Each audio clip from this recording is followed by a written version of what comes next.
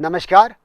NCERT class 11th chemistry part first chapter 1 some basic concepts of chemistry, इस पर हमने अभी तक बहुत सारे कंसेप्ट्स की बात की है।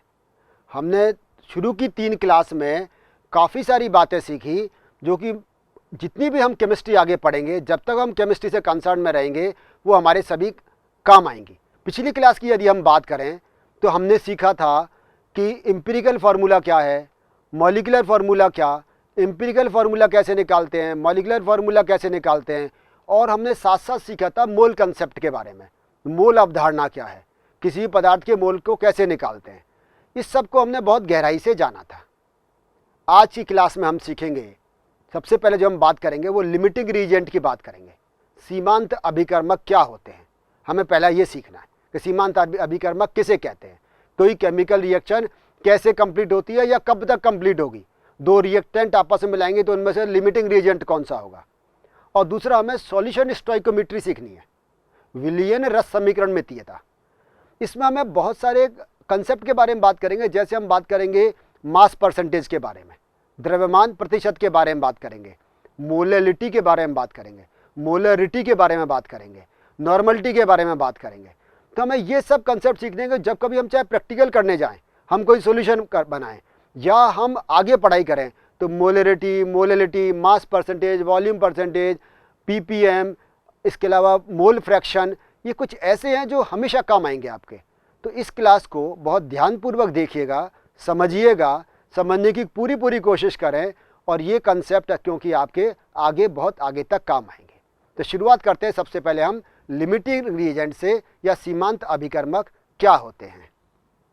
सीमांत अभिकर्मक वह अभिकर्मक जो पहले समाप्त होता है, उत्पाद की मात्रा को सीमित कर देता है, सीमांत अभिकर्मक कहलाता है। मैं आपको एग्जाम्पल से बात समझाने की कोशिश करूं। जैसे मानो हम कहें कि नाइट्रोजन और हाइड्रोजन मिलकर अमोनिया बना रहे हैं, नाइट्रोजन और हाइड्रोजन मिलकर अमोनिया बना रहे हैं। अब इसमें अगर आप पहले रिएक्शन लिखोगे तो N2 plus thrice H2 equal to twice NH3, यानी कि नाइट्रोजन के 1 मोल हाइड्रोजन के 3 मोल के साथ मिलकर 2 मोल अमोनिया बना रहे हैं। अब इनमें से जितना भी अमाउंट हम लेके चले नाइट्रोजन का या हाइड्रोजन का, जो पहले खर्च हो जाएगा, जो पहले समाप्त हो जाएगा, वही लिमिटिंग रिएजेंट कहलाएगा, वही सीमांत अभिकर्मक कहलाएगा। सीमांत मतलब जब सीमा का अंत हो जाए, जब रिएक्शन होना अंत हो जाए, बंद हो जाए। क्यों बंद हो जाएगी? क्योंकि जब हाइड्रोजन बचेगा ही नहीं तो नाइट्रोजन किससे अभिक्रिया करके अमोनिया बनाएगा।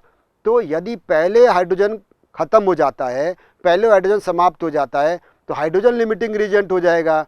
यदि नाइट्रोजन पहले समाप्त हो जाएगा तो नाइट्रोजन लिमिटिंग रिएजेंट हो जाएगा। तो कितनी आवश्यकता है हमें पदार्थ की किसी भी केमिकल रिएक्शन को कराने के लिए। आपने अक्सर देखा होगा कि कुछ जो हम केमिकल रिएक्शन कराते हैं तो 100% ना बनकर 99.6%, 98%, 93%, 94% बनता है। क्यों? क्योंकि उसमें से कोई ना एक पदार्थ उसमें से लिमिटिंग रिएजेंट बन गया होगा, जिसके कारण से वो तो समाप्त हो गया, और दूसरा उस कारण से रिएक्शन कर नहीं पाया, इसलिए प्रोडक्ट 100% नहीं बना है। कुछ रिएक्टेंट जो एक्सेस में है, जो आधिक्य में है, वो बचा रह जाता है। एक प्रश्न दिया हुआ है, उसको समझने की कोशिश करें। 50 किलोग्राम नाइट्रोजन गैस और 10 किलोग्राम हाइड्रोजन गैस को अमोनिया बनाने के लिए मिश्रित किया जाता है, यानी कि इनको आपस में मिलाया जाता है। इन स्थिति में अमोनिया के उत्पादन के लिए सीमांत अभिकर्मक को पहचानिए। वो कह रहे हैं कि 50 किलोग्राम तो लिया है नाइट्रोजन, 10 किलोग्राम लिया हाइड्रोजन, आपस में रिएक्शन करा रहे हैं। आप कह रहे हैं इन दोनों में से ये बताओ लिमिटिंग रिएजेंट कौन सा है, इसमें सीमांत अभिकर्मक कौन सा, यानी कौन सा ऐसा इसमें रिएजेंट है जो पहले खर्च हो जाएगा। तो जैसे कि पहले हमने कहा, सबसे पहले रिएक्शन लिखो और रिएक्शन लिखने के बाद उसको बैलेंस कर लो। तो नाइट्रोजन प्लस हाइड्रोजन और अमोनिया बनी। अब यहाँ पर हमें बैलेंस करना होगा, तो बैलेंस करने के लिए यदि हम 2 वहाँ लिखते हैं तो 6 हाइड्रोजन होगा। यहाँ 6 हाइड्रोजन को बैलेंस करने के लिए लेफ्ट साइड में क्या लिखेंगे? 3H2। तो बैलेंस इक्वेशन हमारे पास क्या आ गई? Nitrogen N2 plus thrice H2 equal to twice NH3, यानी कि 1 मोल नाइट्रोजन 3 मोल हाइड्रोजन से रिएक्शन करती है और क्या बनाती है? 2 मोल अमोनिया बनाती है। अब हमें नाइट्रोजन के मोलों की संख्या निकालनी है। बात को समझना, क्या कहा? नाइट्रोजन की मोलों की संख्या कैसे निकलेगी? नाइट्रोजन कितने दे रखा है? 50 किलोग्राम। यहाँ कितना दे रखा है उन्होंने? 50 किलोग्राम दिया हुआ है, तो उसको ग्राम में कन्वर्ट करेंगे तो 15 to 1000 कर दिया।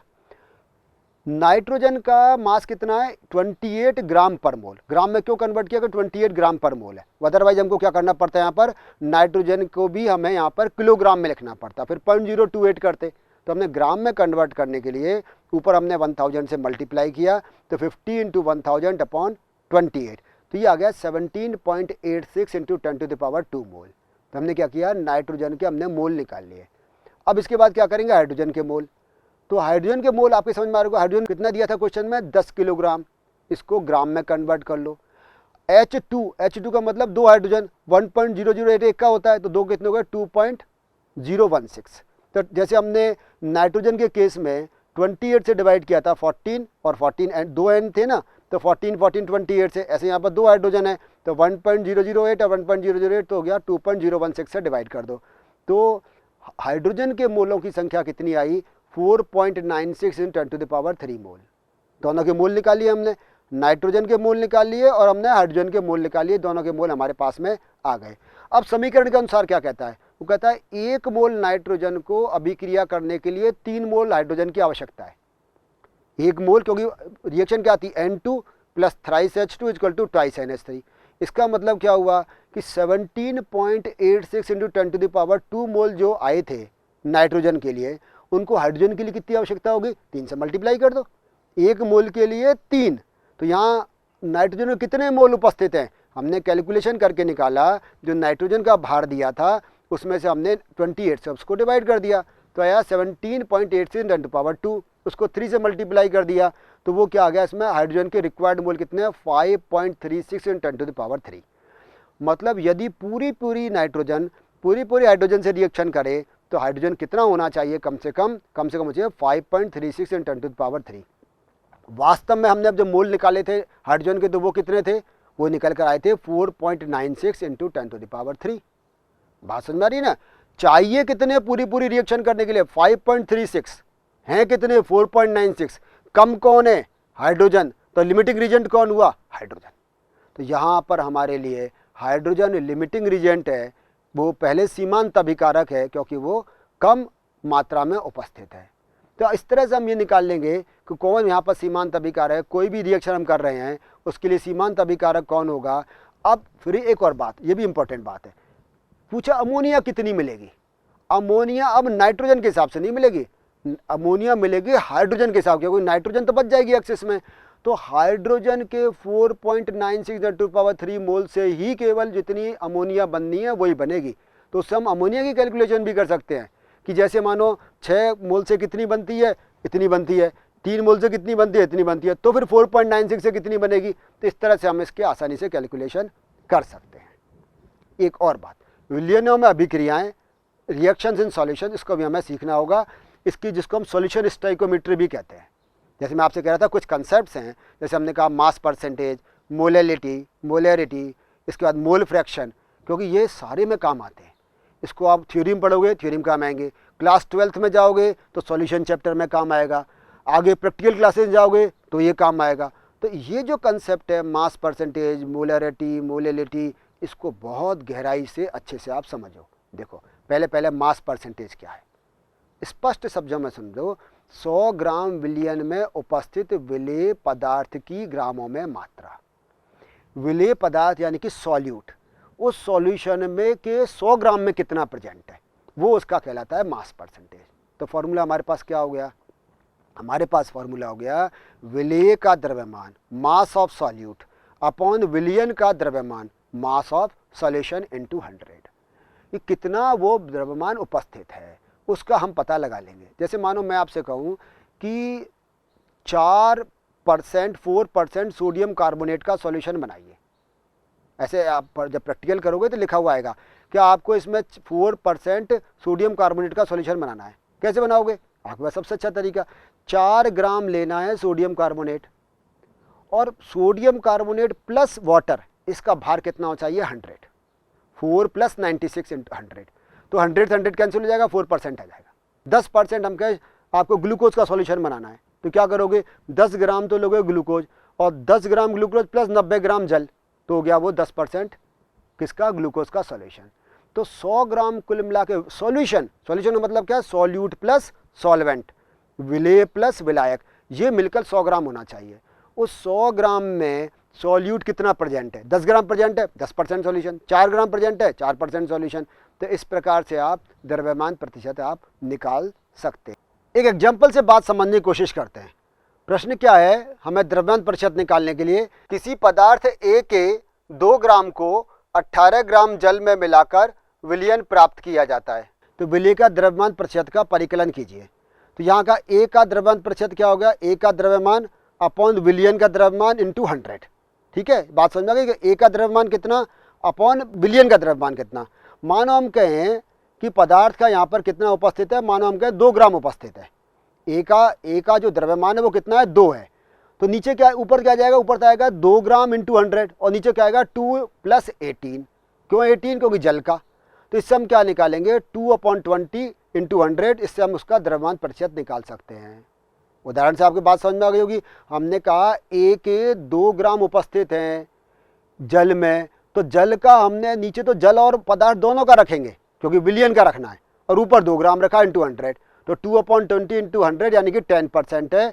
तो आपकी बात समझ में आ गई होगी कि मास परसेंटेज कैसे निकालते हैं। अब बात करते हैं दूसरे कंसेप्ट की। नेक्स्ट जो समझने की कोशिश करें वो है मोल अंश। मोल अंश क्या है, मोल अंश किसी विशेष घटक के मोलों की संख्या और विलयन के मोलों की कुल संख्या का अनुपात है। ध्यान से देखें, सुने इसको। मोल अंश किसी विशेष घटक के मोलों की संख्या और विलयन के मोलों की कुल संख्या का अनुपात है। मान लीजिए हमारे पास हमने विलयन बनाया, उसमें हमने 2 पदार्थ लिए ए और बी। ए के मोलों की संख्या Na, बी के मोलों की संख्या Nb। तो फिर ए के मोल फ्रैक्शन क्या होगा, ए का मोल फ्रैक्शन होगा Na/Na + Nb। तो फिर आपसे मैं पूछूंगा बी का मोल फ्रैक्शन क्या होगा, तो आप तुरंत कहोगे सर Nb/Na + Nb। तो मोल फ्रैक्शन क्या, आप डेफिनेशन को वापस से पढ़ो। मोल अंश किसी विशेष घटक के मोलों की संख्या, हमने कहा जैसे ए के निकालने तो Na अपॉन विलयन में सभी मोलों की संख्या, जैसे Na + Nb, उसके अनुपात को हम क्या कहते हैं, मोल फ्रैक्शन या मोल अंश कहते हैं। अब इस मोल अंश को समझने की कोशिश करो। देखो जैसे ए के मोल अंश क्या होंगे, ए के मोलों की संख्या अपॉन विलयन के कुल मोलों की संख्या, यानी कि Na/Na + Nb। बी का मोल अंश क्या होगा, बी के मोलों की संख्या अपॉन विलयन में कुल मोलों की संख्या, तो क्या हो गया Nb/Na + Nb। इस प्रकार से हम मोल फ्रैक्शन या मोल अंश आसानी से निकाल सकते हैं। अब एग्जाम्पल से बात समझने की कोशिश कीजिए। मैं हमेशा कहता हूँ किसी भी कंसेप्ट को समझना है तो एग्जाम्पल लें तो बात समझ में आ जाएगी। हमें मोल फ्रैक्शन समझना है। प्रश्न क्या दे रखा है, 0.5 मोल ग्लूकोज और 1 मोल जल के विलयन में ग्लूकोज के मोल अंश ज्ञात कीजिए। एक ऐसा सॉल्यूशन है जिसमें ग्लूकोज के 0.05 मोल हैं और जल के 1 मोल है। इसमें ग्लूकोज का हमें मोल फ्रैक्शन निकालना है। तो विलयन में ग्लूकोज के मोल कितने हैं, 0.5 मोल। विलयन में जल के मोल कितने हैं, 1 मोल। तो ग्लूकोज का मोल अंश क्या होगा, ग्लूकोज के मोल अपॉन ग्लूकोज के मोल प्लस जल के मोल। ग्लूकोज के मोल कितने उपस्थित हैं, 0.5। नीचे क्या आएगा, 0.5 + 1। इससे हम क्या निकाल लेंगे, ग्लूकोज का मोल फ्रैक्शन आसानी से हम निकाल सकते हैं। तो 0.5 अपॉन 0.5 + 1 तो कितना आ गया, 0.5 अपॉन 1.5 और 0.5 अपॉन 1.5 किसके बराबर हो गया, 0.33। तो ग्लूकोज के मोल अंश कितने हुए, 0.33 हो गए। ठीक है। अब मैं मानो आपसे ये पूछता, इसमें ये बताओगे जल के कितने मोल अंश है, तब आप क्या करोगे, तब आप जहां ऊपर 0.5 रखा है उस जगह क्या रख दोगे, 1.0। बात समझ में आ गई। अब हमें जल के मोल अंश निकालने हैं तो ऊपर क्या जाएगा 1.0, नीचे वही आएगा 0.5 + 1.0। तो क्या जाएगा 1.0 अपॉन 1.5 और 1.0 अपॉन 1.5 क्या हो गया, 0.66। तो ऐसे सॉल्यूशन में ग्लूकोज के जो मोल अंश है वो 0.33 है, जबकि जगह वाटर के हम निकालें, जल के निकालें तो 0.66 आ जाएगा। अगले कंसेप्ट की बात करते हैं, मोलरिटी या मोलरता क्या है। बहुत ध्यान से बात समझें। एक किसी भी विलेय की 1 लीटर विलयन में उपस्थित मोलों की संख्या, 1 लीटर है। यहाँ ध्यान से सुने बात को, देखो यहाँ हमने जो सॉल्यूशन लिया है वो हमने किस में लिया है, वॉल्यूम में लेके चल रहे हैं। ये क्या है, जो मोलरता जो कंसेप्ट है ये मास वॉल्यूम यूनिट है। इससे पहले जो हम पढ़ रहे थे तो मास यूनिट था। बात समझ में आ रही है? हमने पहले क्या किया था, सॉल्यूट को भी मास में लिया था, सॉल्वेंट को भी मास में लिया था। हमने कहा 2 ग्राम 18 ग्राम में घुला हुआ है, ये इतने ग्राम इतने में घुला हुआ है, हमने मोल निकाले तब भी ग्राम में लिया। तो पहली यूनिट थी मास मास यूनिट। अब जो बात कर रहे हैं वो मास वॉल्यूम यूनिट की बात कर रहे हैं। तो बात आपके समझ में आ रही होगी, सॉल्यूट को लेंगे मास में, सॉल्वेंट को लेंगे वॉल्यूम में। तो ये मास वॉल्यूम यूनिट का पहला है मोलरिटी या मोलरता। क्या कह रहे हैं, 1 लीटर विलियन, आप शब्द को ध्यान से सुनना, 1 लीटर विलियन में विलेय पदार्थ के कितने मोल उपस्थित हैं, वो मोलरता कहलाती है। तो मोलरता बराबर क्या हो गया, विलेय के मोलों की संख्या अपॉन विलियन का आयतन लीटर में, ये मोलरता कहलाती है। एक एग्जाम्पल, जैसे भोर बात आ गई, एग्जाम्पल से बात समझ में आएगी। प्रश्न देखो, NaOH के ऐसे विलियन की मोलरता का परिकलन कीजिए जिसे 4 ग्राम NaOH को जल की पर्याप्त मात्रा में, यानी कि इतनी मात्रा में मिलाया गया है कि विलियन का आयतन 250 ml हो गया है। बात समझ में आ रही है? 4 ग्राम तो किस में लिया, मास में, 5 जल किस में लिया है, वॉल्यूम में। तो ये कैसी यूनिट हो गई, मास वॉल्यूम यूनिट। तो 4 ग्राम को मतलब कुल सॉल्यूशन का जो वॉल्यूम है वो 250 ml है। अब यहाँ बात को समझो, देखो हमने कहा प्रश्न हमारे पास क्या था, फॉर्मूला क्या था कि विलेय पदार्थ के मोलों की संख्या। मोलों की संख्या कैसे निकालोगे, विलेय पदार्थ का भार अपॉन उसका अणुभार, उससे निकल जाएगा मोल। तो 4 ग्राम NaOH है, इसका वो निकालो मोलर मास तो कितना आ जाएगा, देखो विलियन में NaOH का प्राप्त द्रव्यमान कितना देखा, 4 ग्राम। NaOH का मोलर मास निकालो, देखो Na का कितना होता है 23, ऑक्सीजन का 16 और हाइड्रोजन का 1, 23 + 16 + 1 कितना हो गया 40। NaOH का मोलर द्रव्यमान आया, वो कितना आया 40 आया। मोलों की संख्या कैसे निकालोगे, जो भी द्रव्यमान दिया हुआ है, दिया हुआ द्रव्यमान अपॉन मोल, जितना भी उसका मोलर द्रव्यमान है, यानी कि 4/40। तो 4/40 से हम क्या निकाल लेंगे उसका, हम उसका निकाल लेंगे कि उसका कितनी मोलों की संख्या उपस्थित है। विलियन का आयतन कह रहा है 250 ml, 250 ml को लीटर में कन्वर्ट करो तो 0.250 लीटर आ गया। अब मोलों की संख्या कैसे निकालेंगे हम, द्रव्यमान NaOH का द्रव्यमान अपॉन NaOH का मोलर द्रव्यमान। NaOH कितना दे रखा है 4 ग्राम, मोलर द्रव्यमान 40, जैसे मैं आपसे पहले कह रहा था 4/40, तो 0.1 मोल, 0.1 मोल NaOH उपस्थित हैं। कितने में उपस्थित हैं, 0.250 लीटर में उपस्थित हैं। तो अब मोलरिटी निकल जाएगी। मोलरिटी का हमने फॉर्मूला क्या दिया था, विलेय के मोलों की संख्या अपॉन विलियन का आयतन लीटर में। तो विलेय के मोलों कितनी संख्या उपस्थित है, हमें मालूम है 0.1, विलियन का आयतन कितना है लीटर में 0.250, तो ये हम निकाल लेंगे 0.1 मोल अपॉन 0.250 लीटर, तो कितना आ गया 0.4 मोल पर लीटर। तो मोलरिटी निकाल ली। खूब बात समझ में आ गई। मोलरिटी निकालने क्या किया, पहले जो भी पदार्थ आपको दिया गया है उसके मोलों की संख्या निकाल लो। मोलों की संख्या कैसे निकालोगे, जो भी द्रव्यमान दिया है उसमें उसका मोलर मास को डिवाइड कर दो तो मोलों की संख्या आ जाएगी। टोटल सॉल्यूशन का वॉल्यूम कितना है उससे डिवाइड करोगे तो हमारे पास क्या आ जाएगा, मोलरिटी आ जाएगी। याद रखें मोलरिटी को कैपिटल M से प्रदर्शित करते हैं। और ये जो आपको क्वेश्चन दिया था उसमें NaOH सॉल्यूशन की मोलरिटी कितनी आई, 0.4 मोल पर लीटर। अब नेक्स्ट कंसेप्ट समझने की कोशिश करते हैं, मोललता या मोलैलिटी। इसको समझा कि मोललता है क्या। विलायक में उपस्थित विलेय के मोलों की संख्या को मोललता कहते हैं। तो मोललता क्या हो गया, विलेय के मोलों की संख्या अपॉन विलायक का द्रव्यमान किलोग्राम में। अब देखो यहाँ हम कंपेरिजन भी करेंगे, यहाँ हम तुलना भी करेंगे। मोलरता क्या था, मोलरिटी क्या थी। हमने कहा था कि विलेय के मोलों की संख्या, ध्यान आ रहा है, लेकिन वहाँ क्या कहा था नीचे, यहाँ पर यहाँ कहा था हमने विलायक का आयतन, और यहाँ कह रहे हैं विलायक का द्रव्यमान। यहाँ अंतर देख लो, ये विलायक का द्रव्यमान कह रहा है, वहाँ आयतन कह रहा था। तो मोललता का मतलब यहाँ द्रव्यमान है और मोलरता में आयतन है। दूसरा अंतर देखो, वहाँ हमने कहा था विलियन का आयतन, वहाँ हमने सॉल्यूशन लिया था, यानी कि सॉल्यूट प्लस सॉल्वेंट दोनों को लेकर चले थे वॉल्यूम।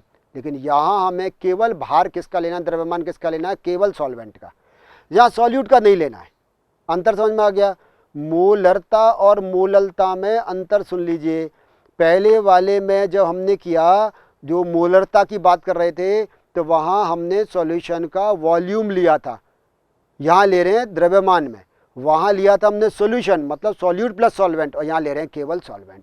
और तीसरा अंतर उसको कैपिटल एम से रिप्रेजेंट करते हैं, इसको स्मॉल एम से रिप्रेजेंट करते हैं। बाकी विलय के मोलों की संख्या निकालना तो हमने पहले सीख लिया, वो आपका आता है।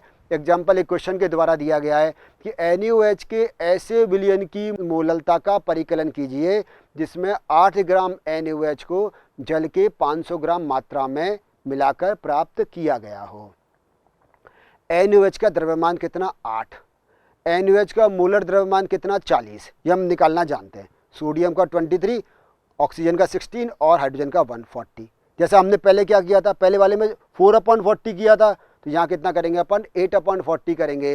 8/40 करने से क्या आ जाएगा हमारे पास में यहाँ पर NaOH का आ जाएगा कि मोलों की संख्या कितनी है। विलायक का भार कितना 500 ग्राम यानी कि 0.5 किलोग्राम, क्योंकि फॉर्मूले में क्या है विलय के मोलों की संख्या अपॉन विलायक का द्रव्यमान किलोग्राम में, तो किलोग्राम आ गया 0.5। NaOH का कैसे निकालेंगे, NaOH का मोलर द्रव्यमान अपॉन NaOH का मोलर द्रव्यमान अपॉन 0.5। तो यहाँ देखो क्या आएगा, जैसे 8/40 अब और उसके नीचे क्या आ जाएगा 0.5। 8 जो NaOH का द्रव्यमान दिया गया है, 40 जो इसका मोलर द्रव्यमान है, 0.5 केवल विलायक का द्रव्यमान, तो इसका आ गया 0.2 मोल अपॉन 0.5 किलोग्राम, और यह आया 0.4 मोल किलोग्राम -1 या किलोग्राम इनवर्स। तो ये जो आपको दिया गया था इसकी मोललता कितनी हुई 0.4 मोल किलोग्राम -1। तो हमने क्या सीखा, हमने मोललता सीखा, और मोललता और मोलरता में मोललिटी और मोलरिटी में हमने अंतर करके भी सीखा कि दोनों में क्या अंतर है। विलय के मोलों की संख्या तो समान है, लेकिन अंतर क्या है, वहाँ विलयन का आयतन ले रहे हैं, वहाँ वॉल्यूम ले रहे हैं, जबकि यहाँ पर मास लेते हैं, वहाँ सॉल्यूशन लेते हैं, यहाँ सॉल्वेंट लेते हैं। यहाँ हमें एक और बात सीखनी है कि टेम्परेचर का इफेक्ट, कि मोललिटी पर टेम्परेचर का कोई इफेक्ट नहीं होता है, क्योंकि वहाँ पर मास दिया हुआ है। मास पर टेम्परेचर का कोई इफेक्ट नहीं होगा। तो क्या होगा कि मोललिटी टेम्परेचर से अफेक्टेड नहीं होती है, प्रभावित नहीं होती है। लेकिन जब हम बात करेंगे मोलरिटी की, मोलरता की, तो मोलरता में जब हम टेम्परेचर बढ़ाएंगे तो टेम्परेचर बढ़ाने से क्या होगा, वॉल्यूम बढ़ेगा। ये आप जानते हो, ताप बढ़ाने से आयतन बढ़ेगा। और ये किस में दे रखा है, ये जो वॉल्यूम है वो डिनोमिनेटर में दे रखा है। तो क्या होगा कि मोलरता घटती चली जाएगी। तो ताप बढ़ाने पर या ताप में परिवर्तन करने पर मोललता का कोई प्रभावित नहीं होती है, लेकिन मोलरता जैसे जैसे हम टेम्परेचर बढ़ाएंगे वैसे वैसे कम होती चली जाएगी। यहाँ एक बात और सीखें, रासायनिक प्रयोगशालाओं में वांछित सांद्रता का विलयन सामान्यतः अधिक सांद्र विलयन के तनुकरण से बनाया जाता है। अधिक सांद्र विलयन को स्टॉक सॉल्यूशन भी कहते हैं। इसका अर्थ समझिए क्या है।